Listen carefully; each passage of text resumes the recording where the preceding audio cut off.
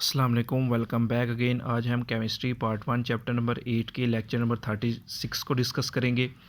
और इस लेक्चर के अंदर हम इस चैप्टर के वेरी वेरी इंपॉर्टेंट दो न्यूमेरिकल्स को डिस्कस करेंगे। एक एग्जांपल नंबर 6 और दूसरा एक्सरसाइज का क्वेश्चन नंबर 24, जो बिल्कुल एज इट इज़ होगा जैसे कि एग्जांपल नंबर 6 है। मैं आप लोगों को अक्सर क्लास में भी ये कहता रहता हूँ कि एक्सरसाइज के न्यूमेरिकल्स की निस्बत जो एग्जांपल्स होती हैं बोर्ड में वो ज़्यादा आती हैं। तो ऐसा नहीं है कि हमेशा ऐसा ही होता है, लेकिन ज़्यादा चांसेस होते हैं कि एग्जांपल्स आती हैं। लेकिन अगर कंपैरिजन किया जाए तो ये दोनों न्यूमेरिकल्स 50-50% ही इम्पोर्टेंट हैं। तो इनमें से कोई भी चांस हम नहीं ले सकते कि कौन सा इम्पोर्टेंट है और कौन सा कम इम्पोर्टेंट या अनइम्पोर्टेंट है। खैर, इसमें थोड़ा सा एक एक्स्ट्रा स्टेप होता है एग्जाम्पल्स के अंदर, इसलिए थोड़ा सा चांसेस बढ़ जाते हैं कि इसमें बोर्ड के आने के। और वो कौन सा स्टेप है वो भी देखते हैं। वो कहता है बेटा the solubility of a lead fluoride. अब लेड फ्लोराइड हमें पता है कि एक स्पेरिंगली सॉल्युबल साल्ट होता है, और हम ये भी पढ़ चुके हैं कि स्पेरिंगली सॉल्युबल साल्ट्स की ही सॉल्युबिलिटी प्रोडक्ट होती है। और वो कहता है कि इसकी सॉल्युबिलिटी कितनी है, वो कहता है 0.64 डेसीमीटर क्यूब। तो मैंने नीचे बेटा गिवन में पहली चीज़ लिख ली 0.64 ग्राम्स पर डेसीमीटर क्यूब। अच्छा, एक चीज़ गिवन है और वो कहता है calculate the KSP of the PbF2। अब इसकी KSP मालूम करनी है, फाइंड करना है।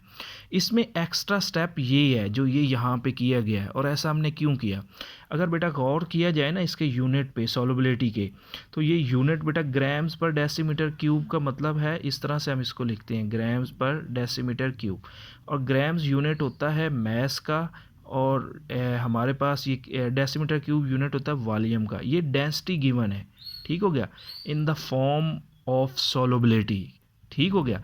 असल में हमारे पास अगर आपको लेक्चर याद होगा सॉल्युबिलिटी प्रोडक्ट का, तो हमने पढ़ा है बेटा KSP किसके बराबर होता है? KSP बराबर होता है product of the molar concentration. Molar concentration लफ्ज़ में ये बार बार ये ब्रैकेट आपको बताता हूँ, इसका मतलब क्या होता है।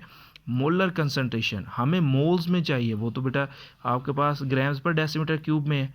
हमें उसकी मोलैरिटी या नंबर ऑफ मोल्स मालूम करने हैं। ठीक हो गया।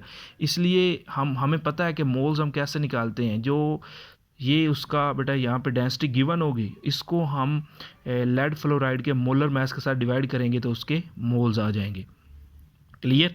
तो अब लेड फ्लोराइड का मोलर मास कैसे निकालते हैं हम सीख चुके हैं कि हम इन एटम्स या इन आयंस के एटॉमिक मैसेज को जमा करेंगे तो उसका मोलर मास आ जाएगा। तो अब इस न्यूमेरिकल में बच्चों को लेड का एटॉमिक मास नहीं आता होता। तो लेड का एटॉमिक मास बेटा होता है 207.2। ये आपको अब याद रखना पड़ेगा ज़ुबानी।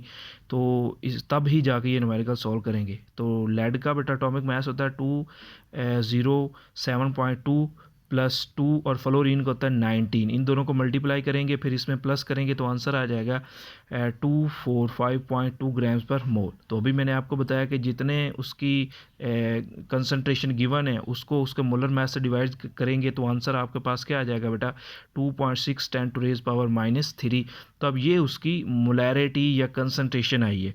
तो अब हम क्या करेंगे बेटा सोल्यूशन के अंदर, वो कहता है कि लेड फ्लोराइड को पानी में हम जब हल करते हैं तो ये दो चीज़ों में टूटता है, एक Pb+2 और 2F नेगेटिव। अब न्यूमेरिकल्स में समझने के यही दो स्टेप होते हैं, ये वाले, इसको थोड़ा सा समझिएगा। वो कहता है जब टाइम ज़ीरो था, मतलब एट द इनिशियल स्टेज, जब आपने इसको पानी में डाला था तो इतने मोल्स इसके थे जो कि गिवन से अभी हमने मालूम किया। ठीक हो गया।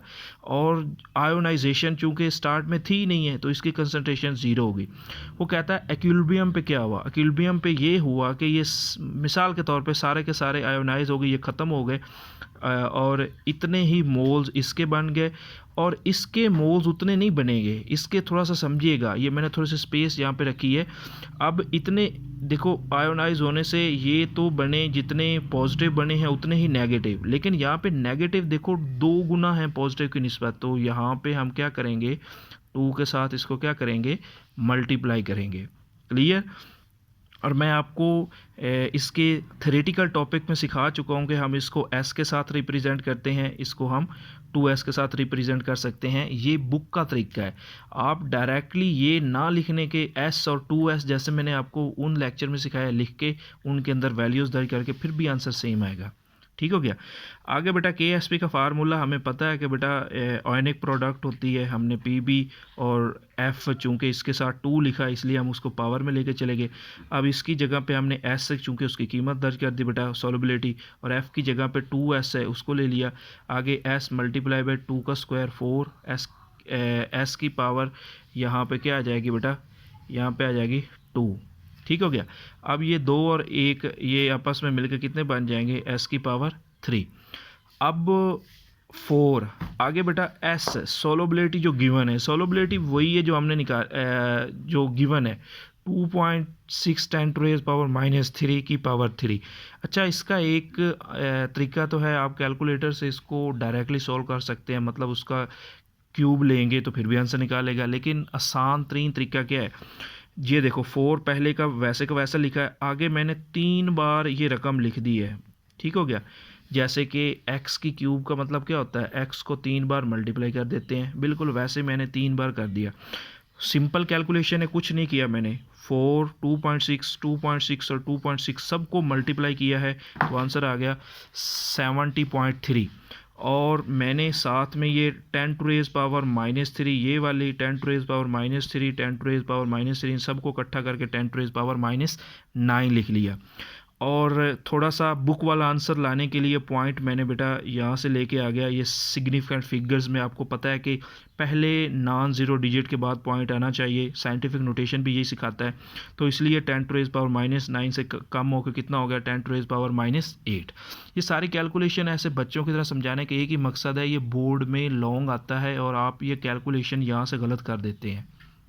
अब आते हैं जो एक्सरसाइज का क्वेश्चन नंबर 24 है। ये सिंपल है, ये इसके अंदर हमें कोई कन्वर्जन नहीं करनी पड़ेगी, ये उससे आसान है लेकिन करना बिल्कुल वैसे है। वो कहता है सोलबिलिटी ऑफ कैल्शियम फ्लोराइड।